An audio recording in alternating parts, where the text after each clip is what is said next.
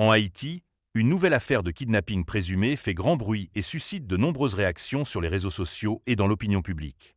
Selon des informations qui circulent, la Direction centrale de la police judiciaire, DCPJ, aurait mené une opération d'envergure contre un réseau suspecté d'être impliqué dans des enlèvements contre rançon. Cette opération aurait conduit à l'interpellation de plusieurs individus. Parmi les personnes citées dans des publications non officielles, une certaine Béatrice, présentée comme étudiante en médecine, ferait la une.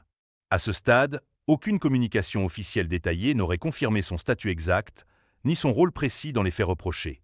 Toujours selon ces mêmes sources, des éléments retrouvés sur des téléphones ou lors d'auditions seraient en cours d'analyse par les enquêteurs.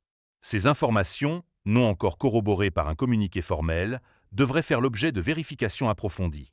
L'affaire serait d'autant plus sensible que des policiers auraient également été cités dans le cadre de cette enquête, laissant supposer l'existence d'éventuelles complicités internes si les faits venaient à être confirmés. Là encore, aucun nom ni responsabilité n'a été officiellement établi. La DCPJ, connue pour sa prudence dans les dossiers complexes, pourrait chercher à remonter toute la chaîne du réseau, en privilégiant des enquêtes techniques, des interrogatoires croisés et l'exploitation de données numériques.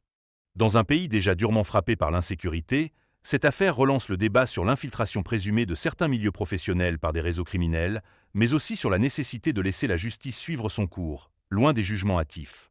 À ce stade, toute personne citée bénéficie de la présomption d'innocence.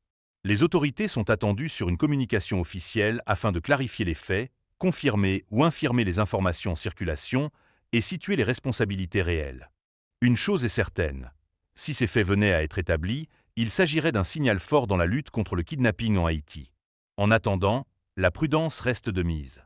Abonnez-vous à Haïti Top News pour soutenir la chaîne. Haïti Top News, l'actualité sans filtre.